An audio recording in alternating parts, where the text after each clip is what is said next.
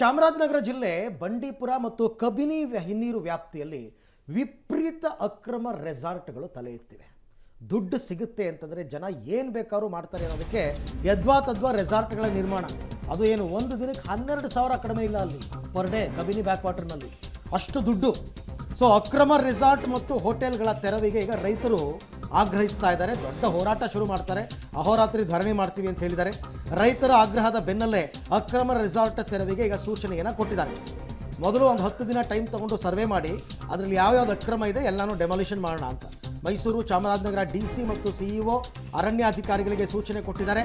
ಮೈಸೂರಿನ ಪ್ರಾದೇಶಿಕ ಆಯುಕ್ತ ನಿತೀಶ್ ಪಾಟೀಲ್ ಅವರು ಆಮೇಲೆ ಇನ್ನೂ ಒಂದು ಹೇಳ್ತಾರೆ, ಸಫಾರಿ ಆರಂಭ ಮಾಡಿ ಏನಾದರೂ ಪ್ರಾಣ ಹಾನಿಯಾದರೆ ಸರ್ಕಾರವೇ ಹೊಣೆ. ಯಾವುದೇ ಕಾರಣಕ್ಕೂ ಸಫಾರಿ ಆರಂಭ ಮಾಡೋದು ಬೇಡ ಅಂತ ರೈತರು ಹೇಳ್ತಾ ಇರ್ತಕ್ಕಂಥದ್ದು, ನೀವು ಅಕ್ರಮ ರೆಸಾರ್ಟ್ಗಳಿಗೆ ಅನುಮತಿ ಕೊಟ್ಟಿದ್ದೀರಾ, ಸಫಾರಿ ಕೊಟ್ಟಿದ್ದೀರಾ, ಪ್ರಾಣಿಗಳು ಡಿಸ್ಟರ್ಬ್ ಆಗೇ ಅವು ಹೊರಗೆ ಬರ್ತಾ ಇರೋದು, ಕಾಡುಗಳಿಂದ ನಾಡಿಗೆ ನುಗ್ತಾ ಇರೋದು, ಪ್ರಾಣಹಾನಿ ಆಗ್ತಿರೋದು, ಇದೆಲ್ಲ ಬೇಡ ಅಂತ. ಈಗ ಸದ್ಯಕ್ಕೇನೋ ಸಫಾರಿಗೆ ಬ್ರೇಕ್ ಹಾಕಿದ್ದಾರೆ ಆಯಿತಾ. ಈಗ ಇವುಗಳನ್ನ ಅಕ್ರಮವಾಗಿ ನಿರ್ಮಾಣ ಆಗಿರೋ ರೆಸಾರ್ಟ್ಗಳು ಮಹದೇಶ್ವರ ಬೆಟ್ಟ ಅರಣ್ಯ ಪ್ರದೇಶ, ಬಿಳಿಗಿರಿ ರಂಗನ ಬೆಟ್ಟ, ಬಂಡೀಪುರ ಮತ್ತು ಕಬಿನಿ ಬ್ಯಾಕ್ ವಾಟರ್. ಆಮೇಲೆ ಕೆಲ ರಾಜಕಾರಣಿಗಳ ಪ್ರೈವೇಟ್ ಪ್ರಾಪರ್ಟಿ ಇದೆ. ಇದೆ ಇದೆ ಇದೆ ಕೂಡ ಅವೇರ್ನೆಸ್ ಪ್ರತಿ ಪಂಚಾಯತ್ ಕೂಡ ಯಾವ ಹಳ್ಳಿಗಳು ಏಜೆಡ್, ಯಾಕಂದ್ರೆ ಒಂದು ಪಂಚಾಯತಿಯಲ್ಲಿ ಕೆಲವು ಹಳ್ಳಿ ಏಜೆಡ್ಗೆ ಬರುತ್ತೆ, ಕೆಲವು ಹಳ್ಳಿಗಳು ಏಜೆಡ್ ಬರಲ್ಲ. ಆ ಮಾಹಿತಿ ಕೊರತೆನೂ ಇರಬಹುದು. ಆಮೇಲೆ ಯಾವಾಗ ಅವ್ರ ಹತ್ರ ನೋಟಿಫಿಕೇಶನ್ ಕಾಪಿನೂ ಇರಲ್ಲ.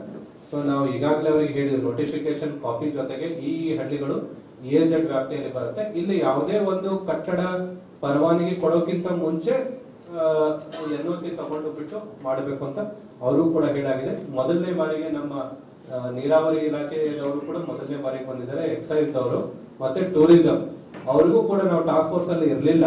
ಈಗ ಅದನ್ನು ರೀಕಾನ್ಸ್ಟಿಟ್ಯೂಟ್ ಮಾಡಿ ಅವರಿಗೂ ಕೂಡ ಹಾಕಿದ್ದೇವೆ. ಸೊ ಈಗ ನೆಕ್ಸ್ಟ್ ನಮ್ಮ DC ಮೈಸೂರು ಅವರು ಇಲ್ಲೇ ಇದ್ದಾರೆ. ಅವರು ಹೇಳಿದ್ದಾರೆ ವಿತಿನ್ 10 days, ಯಾಕಂದ್ರೆ ಸಂವಿಧಾನ ರೀಜನಲ್ ಕಮಿಷನ್ ಕಚೇರಿ ಮುಂದೆ 20ನೇ ತಾರೀಕು ನಡೆದಂತ ಚಳುವಳಿಯ ಫಲವಾಗಿ ಇವತ್ತು ಅಕ್ರಮ ರೆಸಾರ್ಟ್ಗಳು ಮತ್ತು ಅಕ್ರಮ ಕಟ್ಟಡಗಳ ಬಗ್ಗೆ ತೆರವುಗೊಳಿಸ್ತಕ್ಕಂಥ ವಿಚಾರ ಮತ್ತು ಅದು ಎಲ್ಲೆಲ್ಲಿ ಅಕ್ರಮ ಇದೆ ಅಂತಕ್ಕಂಥ ವರದಿಯನ್ನು ಸಂಗ್ರಹ ಮಾಡಲಿಕ್ಕೋಸ್ಕರವಾಗಿ ಇವತ್ತು ಚಾಮರಾಜನಗರದಲ್ಲಿ ಸಭೆ ಆಗ್ತು. ಈ ಸಭೆಯಲ್ಲಿ ಸಂಪೂರ್ಣವಾದಂಥ ವಿವರಗಳನ್ನು, ನಮ್ಮಲ್ಲಿರ್ತಕ್ಕಂಥ ದಾಖಲೆಗಳನ್ನು, ಎಲ್ಲೆಲ್ಲಿ ಅಕ್ರಮ ಮತ್ತು ಕಾನೂನಿಗೆ ಉಲ್ಲಂಘನೆಯಾಗಿದೆ ಅಂತಕ್ಕಂಥದ್ರ ಬಗ್ಗೆ ಸಂಬಂಧಪಟ್ಟಂಥ ಅಧಿಕಾರಿಗಳಿಗೆ ನಾವು ಸಮರ್ಪಕವಾದಂಥ ವರದಿಯನ್ನು ಕೊಟ್ಟಿದ್ದೇವೆ. ಇಲ್ಲಿವರೆಗೂ ಕೂಡ ಕೊಟ್ಟಿದ್ದೇವೆ. ಕೇವಲ 10 ದಿನದ ಕಾಲಾವಕಾಶವನ್ನು ಪಡ್ಕೊಂಡಿದ್ದಾರೆ. ಎಲ್ಲವನ್ನು ಜಂಟಿ ಸರ್ವೆ ಮಾಡಿ ಆ ಸರ್ವೆನಲ್ಲಿ ಎಲ್ಲೆಲ್ಲಿ ಲೋಪ ಮತ್ತು ಕಾನೂನಿಗೆ ವಿರುದ್ಧವಾಗಿದೆ ಅಂತಕ್ಕಂಥ ಕಂಡು ಬರ್ತದೆ. ಕಬಿನಿ ಆಗ್ಬೋದು, ನಾಗರಹೊಳೆ ಆಗ್ಬೋದು, ಬಂಡೀಪುರ ಆಗ್ಬೋದು, BRT ಆಗ್ಬೋದು, ಮಲೆಮಹದೇಶ್ವರ ಬೆಟ್ಟ ಆಗ್ಬೋದು, ಎಲ್ಲ ಕಡೆಗಳು ಕೂಡ ಅಕ್ರಮ ಅಂತಕ್ಕಂಥದ್ದು ಎಲ್ಲೆಲ್ಲಿ ಕಂಡು ಬರ್ತದೆ ಅದರ ಮೇಲೆ ಕ್ರಮ ತಗೊಳ್ಳಿಕ್ಕೆ 10 ದಿನದ ಕಾಲಾವಕಾಶ ಜಂಟಿ ಸರ್ವೆಗೆ ನಾವು ಸಮ್ಮತಿಸಿದ್ದೇವೆ.